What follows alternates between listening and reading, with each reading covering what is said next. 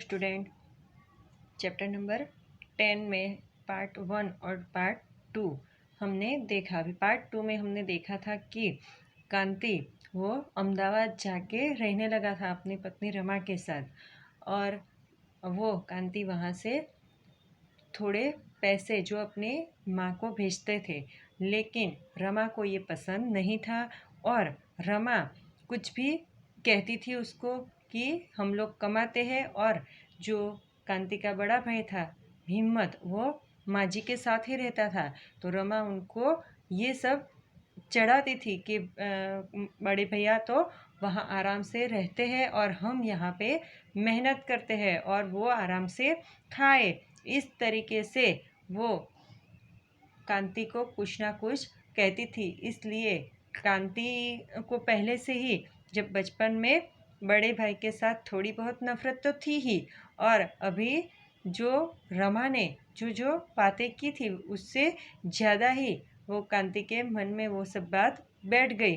और इसलिए वो अपनी माँ को सब कहने लगा कि मैं अभी पैसा नहीं भेजूंगा, क्योंकि मैं पैसा भेजता हूँ और भाई आराम से खाते हैं। तब उनकी माँ उनको गुस्से में सब कह देती है कि 2-4 रुपया तो यहाँ पे भेजता है, इसमें इतना सारा हमको सुनाता है, आज से तेरा पैसा हमको नहीं चाहिए। और ये सब हमने पार्ट 2 में देखा था, जब वो बड़े भाई भी थोड़े साल के बाद राजकोट चले जाते हैं और बा भी उनके साथ राजकोट जाती है, लेकिन वहाँ बा को रहना अच्छा नहीं लगता है, इसलिए वापस वो अपने गांव में आ जाती है और अकेले ही वहाँ पर रहती है। वो कांति को कहती भी है कि तू इतना पैसा कमाता है और जो बड़े भाई है उसको तो बच्चे भी है, तो इतने में उसका पूरा नहीं हो सकता। तू अच्छे खासा पैसा कमाता है तो तुझे थोड़ा समझना चाहिए। तब रमा वापस ये कांति को चढ़ाती है कि बा को कह दो कि ऐसे बड़े भाई के बारे में अगर ज़्यादा ही लगता है तो उनके साथ रहे, हमें ये बोलने की ज़रूरत नहीं है। बड़े भाई को तब गुस्सा आता है, वो अहमदाबाद जाता है और कांति के साथ झगड़ा करता है कि अपनी बाप का भी तुझे कुछ नहीं लगता है, अपनी मम्मी का तुझे कुछ नहीं लगता है। तब रमा कहती है कि बड़े भाई को कह दो कि अगर उनको अपनी माँ का इतना ही लगता है तो उनको कांवड़ में बिठा के यात्रा करवाए। वहाँ तक हमने देखा था, बराबर। तो अभी हम लोग आगे पाठ देखते हैं। आप ध्यान दीजिए, यहाँ से हमारा पाठ शुरू होता है। रमा પત્ર વાંચીને તરત જ કહેતી, તમારી બા મને વાંझણી કહે છે। बराबर, मतलब जब पार्ट 2 में हमने देखा था ना कि बड़े भाई के प्रति माँ का जो लगाव था, वो माँ कांति को कहते हैं कि बड़ा जो है उनके बाल बच्चे हैं, तो तुझे थोड़ा समझना चाहिए कि तू थोड़ा कुछ भाई को मदद कर सके। तो ये गलत ही मतलब रमा निकालती है और कहती है कि आपकी माँ मुझे वांझनी, मतलब उसको कोई बच्चे नहीं थे इसलिए वो वांझनी कहा, ऐसा वो कांति को चढ़ाती है। ડોશીના કહેવાનો અર્થ તમે સમજ્યા? તમારે કાંઈ છોકરું છયું નથી, પૈસા કમાવ છો એ કોના માટે? આખરે તો બધું મોટા ભાઈના છોકરાને જ જવાનું છે ને, એટલે અત્યારથી જ સમજો તો સારું। પણ હું એકે પૈસો મોટાના છોકરાઓને આપવાની નથી, ભલે મારે છોકરું ન હોય, ભલે હું વાંझણી હોઉં, દાન ધર્મ કરી દઈશ, નદીમાં નાખી દઈશ, પણ બીજા કોઈને આપીશ નહીં। ડોશીના વેણ તો જુઓ, કેવા વેણ લખે છે। મતલબ કે બાએ આ રીતે પત્ર લખ્યો હતો અને તે કંચન માસી પાસે લખાવ્યો હતો। ત્યારે रमा એનો ઊંધો જ અર્થ કરીને કહે છે કે આપણે છોકરા છૈયા નથી એટલે બા આપણને મને વાંझણી કહે છે, પણ હું ગમે તે કરું, પણ હું મારા પૈસા, ભલે મારા કોઈ છોકરા છૈયા ન હોય, પણ હું મારા પૈસા બીજા કોઈને આપીશ નહીં, હું દાન ધર્મ કરી દઈશ, નદીમાં ફેંકી દઈશ, મારા પૈસાનું હું કંઈ પણ કરીશ, પણ મોટા ભાઈના છોકરાઓને તો નહીં જ આપું. એમ કરીને રમા ગુસ્સે થઈ જાય છે કે આ ડોશીના વેણ મતલબ શબ્દો, એટલે કે ડોશીના શબ્દો તો જુઓ કે એટલે કે માજીનો કહેવાનો અર્થ શું હતો, અને રમા કંઈક જુદું જ સમજે છે. પણ રમા દાન ધર્મ કરવા ન રોકાણી ને નદીમાં પૈસા નાખી દેવાય ન રોકાણી, અને પૈસા કાંતિ પાસે હતાય ક્યાં. પણ કેવું બની ગયું, જાણે એક સપનું આવીને ઉડી ગયું. રમા ઉડી ગઈ, ગીત ઉડી જાય એમ તે ઉડી ગઈ.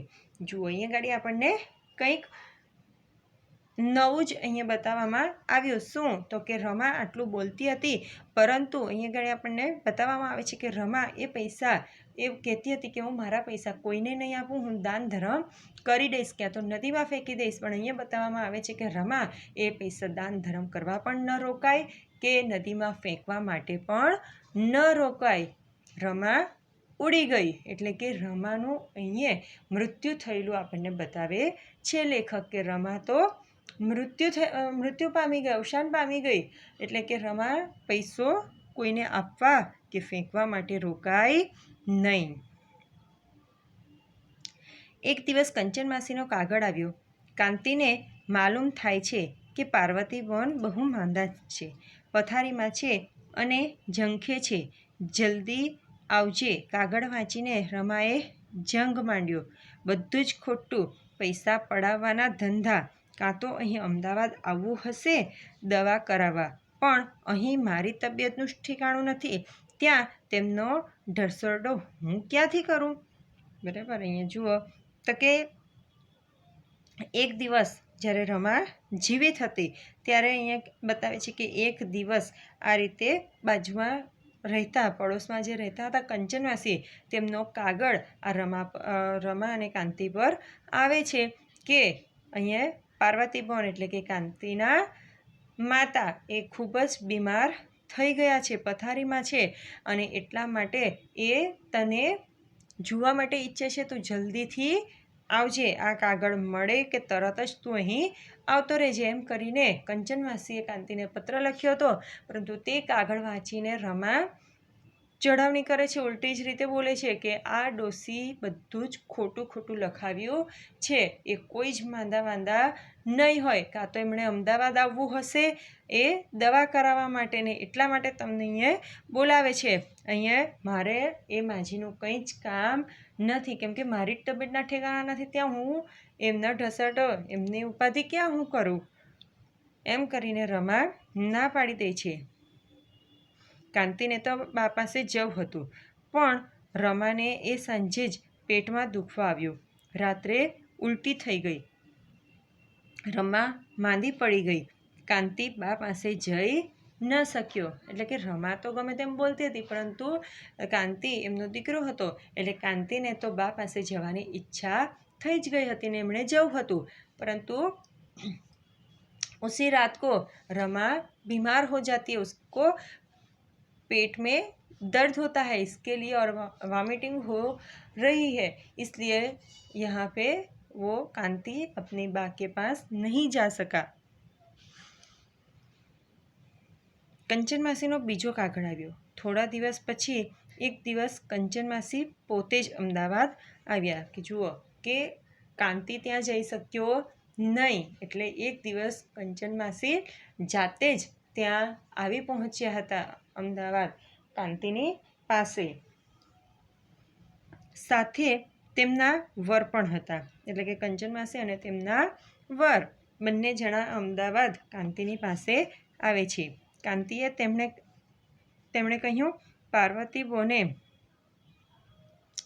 આ પોટલું તને સોંપવાનું કીધું છે, એટલે જ આવી છું. ઘરની જે કાંઈ થોડી ઘણી ઘર વખરી હતી, વાસણ કુસણ, એ મોટાને આપ્યું છે, અને તને ઘર સોંપવાનું કીધું છે. આ પોટલામાં ઘરેણું ગાંઠું પૈસા જે હોય એ અમે ઉઘાડીને જોયું નથી. જુઓ, એટલે કે પાર્વતી બેન એટલે કે કાંતિના માતા એ હવે આ દુનિયામાં રહ્યા ન હતા, ને એટલા માટે એ કંચન માસીને બધું કહીને ગયા હતા અને કંચન માસીને એક પોટલું આપ્યું હતું કે આ તમે કાંતિને સોંપી દેજો, એટલે કે કાંતિને એ પોટલું આપવા માટે કહ્યું હતું. અને કંચન માસી કાંતિને કહે છે કે પાર્વતીબેન જે કંઈ ઘરમાં જે ઘર વખરી હતી, એટલે કે વાસણ કુસણ ગોદડા આ તે બધું એ મોટાને સોંપી દીધું હતું અને આ પોટલું તને સોંપવા કીધું હતું કે તને આપી દઈએ. હવે આની અંદર શું છે એ અમે ઉઘાડીને જોયું નહીં કે वो जो पोटली थी उसमें क्या था वो कंचन मासी ने देखा नहीं था, लेकिन वो कांति को देने के लिए बोला था, तो इसलिए वो कांति को मिलने अहमदाबाद आए थे. કાંતિ તો મૂંગો રહ્યો હતો. કંચન માસી અને તેમના વર પોટલું સોંપીને આવ્યા હતા એમ જ જતા રહ્યા. કાંતિ એમને ચા પાણીનું પણ પૂછી શક્યો નહોતો. એ કશું જ બોલી શક્યો ન હતો.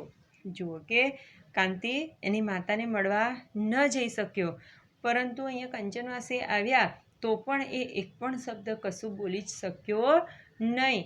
ને આટલા દૂરથી એને મળવા માટે આવ્યા કંચનવાસી, છતાં એને ચા પાણીનું પણ એણે પૂછ્યું નહીં. કંચનવાસી જેવા આવ્યા હતા તેવા જ પોટલું આપીને પાછા ચાલ્યા જાય છે. રમા તે વખતે માંદી હતી, ખાટલામાં હતી. એ બોલી હતી, આવાને કાંઈ સોંપાતું હશે? ડોસી જેવું મૂરખ કોઈ નહીં હોય. પોટલીમાં કોઈ પૈસાને ઘરેણા રાખતું હશે? એમાંથી લઈ લેતા વાર કેટલી? જુઓ કે અહીંયા ગાડી આપણે જોઈ શકીએ છીએ કે રમા ખાટલામાં પડી છે. वो बीमार है ना? इतनी बीमार होते हुए भी जो वो कड़वे वचन बोलती थी वो बोलने से चुप रही नहीं रही. अभी कंचन मासी इतनी दूर से यहाँ तक उसको वो सब सामान देने के लिए आए, फिर भी उसको इतना विश्वास नहीं और वो अपने सास को मतलब कांति की माँ को कुछ न कुछ बोलने लगी कि भाभी कैसी है, ऐसे लोगों को ये सब देके जाते हैं क्या?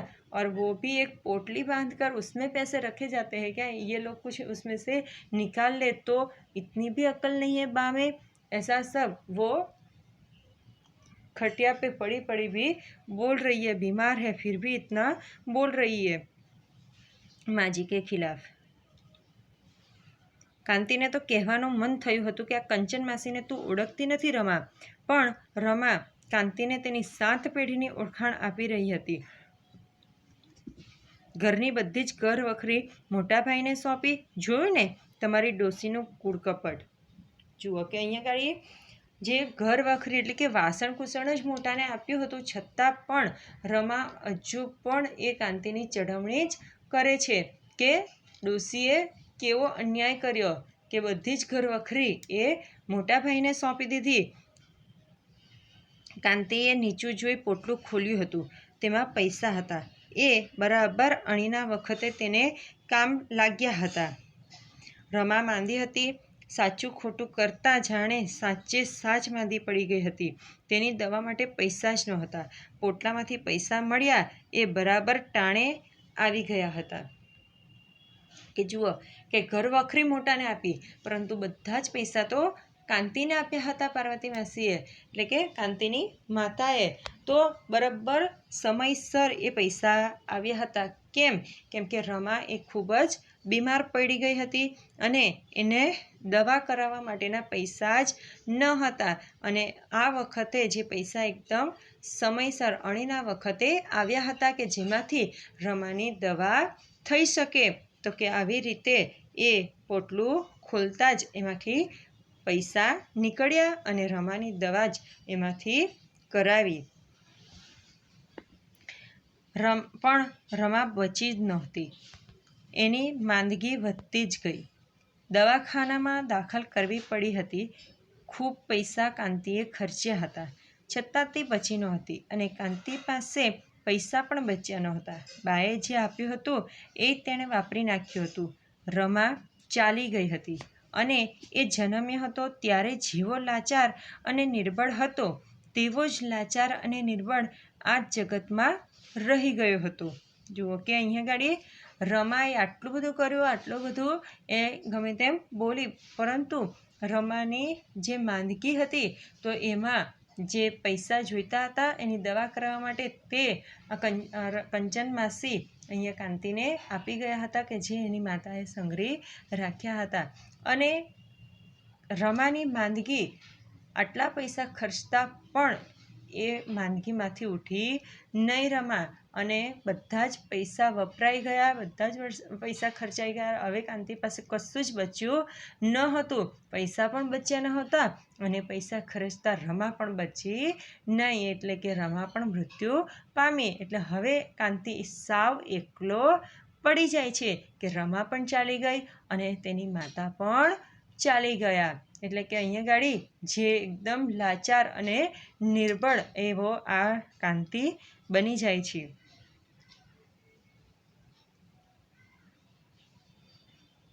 અને હવે તો માથે ધોળા આવી ગયા હતા કે ફળિયામાં ઊભેલા છોકરા સામે અને બારણા વચ્ચેથી એક તરફ લપાઈ ગયેલી છોકરી સામે તેણે ફરીથી જોયું. કંચન માસી તે વખતે હળવે હળવે ફળિયામાં દાખલ થયા અને માંદા હોય એવું લાગતું હતું કે હવે અહીંયા ગાડી ફરી પાછો આપણને જે કાંતિ 60-65 વર્ષ પછી પોતાના વતન પોતાના ગામ ગયો છે તે પ્રસંગ અહીંયા ફરી પાછો લાવ્યા કે કાંતિ હવે માથે ધોળા થઈ ગયેલા વાળ આવી ગયા છે અને પેલા ફળિયામાં જે છોકરાઓ ઊભા હતા અને પેલા બારણાની પાછળ જે એક લપાઈ ગયેલી છોકરી તેની સામે ફરીથી જોઈ છે. અને તે જ વખતે કંચન માસી પણ ધીરે ધીરે ચાલતા ચાલતા ફળિયામાંથી આવી રહ્યા છે.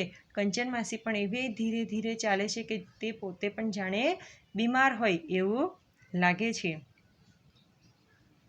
અને પછી અહીંયા કાંતિ પાસે આવીને કહે છે, આવી ગયો ભાઈ. એ હાંફતા હાંફતા બોલ્યા, શરીર સારું છે ને? અને પછી રડવા લાગ્યા.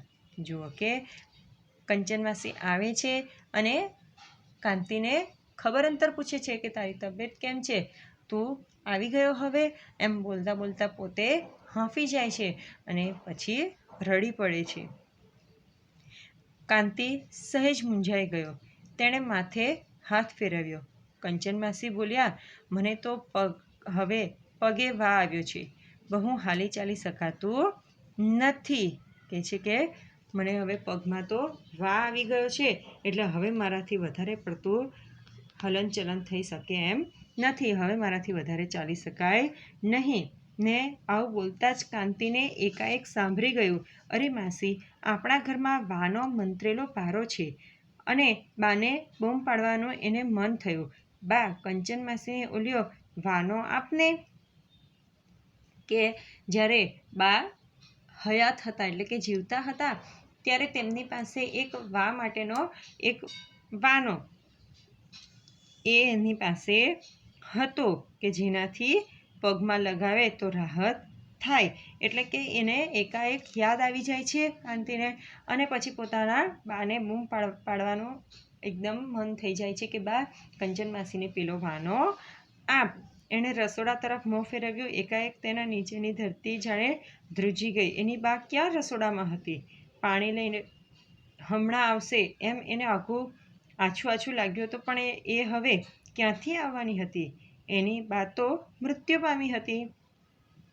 બરાબર કે અચાનક આવી રીતે રસોડામાં નજર કરે છે અને એકાએક એને પાછું સાંભળી આવે છે, પાછું યાદ આવી જાય છે કે હવે ક્યાં બા આવવાના હતા, હવે ક્યાં બા સાંભળવાના હતા, હવે ક્યાં એ મારા માટે પાણી લઈને આવવાના હતા. હવે તો બા ઘરમાં છે જ નહીં, એ તો મૃત્યુ પામ્યા છે. એટલે કે જાણે એને આખી ધરતી ધ્રુજી ગઈ હોય એમ લાગવા લાગે છે કે બા હવે રહ્યા નથી. કંચન માસી તે દિવસે તેને ત્યાં અમદાવાદ પોટલું લઈને આવ્યા તે પહેલાં જ બા મૃત્યુ પામી હતી. કંચન માસી પાસે બાએ કાગળ લખાવ્યો હતો, તાર કરાવ્યો હતો, પણ કાંતિ જઈ શક્યો જ ન હતો. બરાબર કે હવે ક્યાં બા હતા? બા તો ક્યારના જ મૃત્યુ પામ્યા હતા. બાએ ઘણીવાર કંચન માસી પાસે કાંતિને પત્ર લખાવ્યો હતો અને બોલાવ્યો હતો કાંતિને, પરંતુ રમાએ આવવા દીધો ન હતો અને પછી તો રમા બીમાર થઈ ગઈ. એટલે કાંતિ પોતાની બાને મળવા માટે આવી શક્યો જ ન હતો. અને પછી કંચન માસી એ બાએ આપેલી ચીજ વસ્તુઓ લઈને અમદાવાદ એની પાસે ગયા હતા. તે જ વખતે તે પહેલાં જ બા તો મૃત્યુ પામ્યા હતા. એટલે હવે બા આ ઘરમાં નથી. પણ બાને ક્યારેય રીસ ચડતી ન હતી. કાંતિ ઉપર ક્યારેય રીસ ચડતી નહોતી. પોટલું, ઘરેણાં, ગાંઠા, પૈસા જે કાંઈ હતું અને આ ઘર, બરાબર, એટલે કે બાને કાંતિએ આટલું બધું કર્યું. કાંતિ એમને છોડીને ચાલ્યો ગયો. રમાની ચળવણીથી ચડી પણ ગયો. એટલે કે રમાના કહેવાથી એને જે બાને પૈસા મોકલતો હતો તે પૈસા મોકલતો બંધ થઈ ગયો. પોતાના મોટા ભાઈ સાથે પણ સંબંધ કટ કરી નાખ્યો. આ બધું જ એણે કર્યું. છતાં પણ એ કહે છે કે બાને કદી પણ રીસ ચડતી ન હતી. બા ક્યારેય રીસાતા ન હતા. એ કોઈ દિવસ કાંતિથી તો ન જ રીસાય ને એટલા માટે જ તેણે આ બધું જ ઘરેણાં, પૈસા, ઘર જે હતું એમની પાસે બધું જ કાંતિને આપી દીધું હતું. એટલે કે એનો મતલબ એ કહેવાય કે બા મારી પર રીસાયા ન હતા. આ ઘરમાં કાંતિ જન્મી હતો. ક્યારામાં છોડ પાંગરે એમ આ ઘરમાં એ મોટો થયો હતો. આ ઘરની દિવાલોમાં તેનું હાસ્ય, તેનું રુદન, તેની રીસ અને તેનો આનંદ, તેની બાનું હેત, તેના છણકા. કાંતિ દિવાલો સામે જોવા લાગ્યો. વાદળા ધીમે ધીમે ક્ષિતિજમાં સમાઈ જાય એમ બધું જ ધીમે ધીમે ડૂબી ગયું હતું. શું કહે છે કે આ જે ઘરમાં અત્યારે કાંતિ બેઠો છે એ જ ઘરમાં તેનો જન્મ પણ થયો હતો. અને જેમ આપણે એક નાનો છોડ વાવીએ છીએ અને એ છોડ ધીમે ધીમે ધીમે ધીમે મોટો થતો હોય છે, તેમજ કાંતિનો પણ વિકાસ અહીં થયો હતો. એટલે કે કાંતિ પણ અહીં આ જ ઘરમાં મોટો થયો હતો. આ જ દિવાલોમાં તેનું હાસ્ય, તેનું રુદન, તેનો આનંદ, તેની રીસ એ બધું જ આ દિવાલોમાં, આ ઘરની દિવાલોમાં જ છુપાયેલું હતું. અને કાંતિ એ પેલા ધીમે ધીમે જાણે કે વાદળાઓ એ ક્ષિતિજમાં સમાઈ જતા હોય તેમ એને લાગે છે. એટલે કે જે આ બધું ઘરની અંદર હતું એ બધું જ હવે આ ઘરમાં રહ્યું નથી. બા પણ નહોતી ને કશું જ નહોતું. ઘર નહોતું, ખાલી ખોરડું જ હતું. એટલે કે આ મકાન તો છે પણ ઘર નથી. કેમ કે ઘરની કોઈ ચીજ વસ્તુઓ જ નથી. મેન તો જે હતી પોતાની બા, એ બા જ આ ઘરમાં નથી. એટલે એ માત્ર ને માત્ર ખાલી ખોરડું જ રહી ગયું છે. હવે ઘોડ કર્યા વિનાની ભીતો હતી. ગાર કર્યા વિનાની ઓસરી હતી. ફળિયું હતું પહોળું, મોટું, એકલું ફળિયું હતું. પણ એમાં બા નહોતા. એટલે કે હવે જે પાઠનું શીર્ષક આપણે જોયું કે નથી, બરાબર, એટલે કે હવે કાંતિના જીવનમાં બા નથી રહ્યા, બા નથી. તે અહીંયા એ શીર્ષક પુરવાર થાય છે કે કાંતિ પાસે હવે કશું જ રહ્યું નથી. કોઈ જ નહોતી. કાંતિ એકલો હતો. ખાલી માત્ર ને માત્ર કંચન માસી જ હતા. થોડે દૂર બેઠા હતા, રડતા હતા. દોડીને તેમની આંગળી તો પકડી લેવાનું કાંતિને મન થયું. કેમ કે હવે કાંતિ પાસે બીજું કોઈ જ રહ્યું નથી. અને પોતાના જે માતા હતા તે માતા પણ હવે રહ્યા નથી. એની પાસે માત્ર ને માત્ર રમા પણ ચાલી ગઈ. મોટા ભાઈ પણ હવે એની સાથે સંબંધ બગાડી જ નાખ્યો હતો. એટલે મોટા ભાઈ પાસે પણ જઈ શકે તેમ ન હતો. એટલે કે કાંતિ હવે સાવ એકલો જ પડી ગયો હતો. હતા તો માત્ર ને માત્ર કંચન માસી જ એની સાથે હતા. એટલે એ કંચન માસી દૂર બેઠા બેઠા રડતા હતા. અને કાંતિને તો જાણે દોડીને તેમની પાસે જઈને તેમની આંગળી પકડી લેવાનું મન થઈ જાય છે. પણ એ ઉઠી જ ન શક્યો. એક ડૂસકું તેને આવી ગયું કે એની બા, એની જનેતા, એને જન્મ આપીને આ દુનિયામાં એકલા છોડીને જતી રહી હતી અને માથા ઉપર તેના વાળ ધોળા થઈ ગયા હતા. તે રડી પડ્યો કે એને કંચન માસી પાસે દોડીને જવાનું મન તો થઈ જાય છે, પરંતુ તે ઉઠી શકતો જ નથી. કેમ કે અચાનક એને અહીંયા ગાડી પોતાની માં યાદ આવી જાય છે કે એક છેલ્લી ઘડીએ પણ એ પોતાની માને જોઈ શકવા, મળી શકવા આવી શક્યો નહીં એટલે કે અહીં ઘડીએ એકદમ ધ્રુસકે ધ્રુસકે રડી પડે છે કે પોતાને જન્મ આપનારી પોતાની જનેતા એ બા આ દુનિયામાં હવે રહ્યા નથી અને પોતે એકલો પડી ગયો છે, પોતાને એકલા મૂકીને બા જતા રહ્યા છે અને પોતાના માથા પર પણ હવે તો ધોળા વાળ આવી ગયા એમ કરીને એ ખૂબ જ ધ્રુસકે ધ્રુસકે રડી પડે છે કે હવે આ મારી સાથે બા રહ્યા નહીં. તો વિદ્યાર્થી મિત્રો, આ પાઠમાં તમને સમજ પડી જ ગઈ હશે, બરાબર. આ પાઠ તમે જોઈ શકો છો કે સંગાથમાંથી લેવામાં આવ્યો છે. પાઠ સમજજો, વાંચજો, સારો છે. હવે આપણે થોડી શબ્દ સમજૂતી જોઈ લઈએ, જેમાં સમાનાર્થી શબ્દ છે परिचित. परिचित का अर्थ होता है ओळखीतुं, जाणीतुं. अणसार. अणसार का अर्थ होता है इशारो, संकेत. बापड़ो. बापड़ो का अर्थ होता है विचारो. रस्तो. रस्तो का अर्थ होता है पथ, मार्ग. बर्फ. बर्फ का अर्थ होता है हिम. रसोड़ू. रसोड़ू का अर्थ होता है पाकशाला या रसोई घर. कंचन. कंचन का अर्थ होता है सोनो, हेम. आँख. आँख का अर्थ होता है लोचन, नयन. चिंता. चिंता का अर्थ है उचाट, फिकर. फड़ियू, जिसका अर्थ होता है मोहल्लो, शेरी. कांति, जिसका अर्थ होता है तेज, प्रकाश. रमा. रमा का अर्थ है लक्ष्मी. अभी तळपदा शब्द. तळपदा शब्द में पहले है कोरे. कोरे मतलब तरफ, भणी. दुखना. दुखना का अर्थ होता है ओवारणा. उगमणो. उगमणो એટલે કે પૂર્વ દિશા. સબાકા. સબાકા का अर्थ पीड़ा थवी, वेदना. बोन. बोन का अर्थ है बहन. पोड़ा, जिसका अर्थ है पड़. गार मतलब गारो, कीचड़. टेमसर. टेमसर मतलब समयसर के टाइमसर. लोहवाट. लोहवाट એટલે કે चिंता. चिंता करवी ते. विरोधी शब्द. विरोधी शब्द તમે જોઈ શકો છો કે परिचित. परिचित का विरोधी होता है अपरिचित. अंधारो. अंधारो का विरोधी होता है अजवाड़ू. अन्याय. अन्याय का विरोधी न्याय और निर्बल का विरोधी सबल. अभी यहाँ पे रूढ़ि प्रयोग के अर्थ दिए गए हैं. पहला रूढ़ि प्रयोग है पग भारे थई जवा એટલે કે જતા સંકોચ થવો.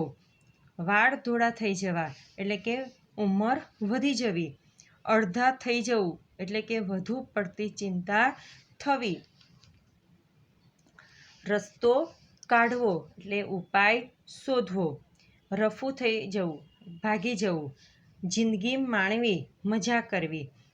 ચેન ન પડવું, ગમવું નહીં. માઠું લાગવું એટલે કે લાગણી દુભાવી.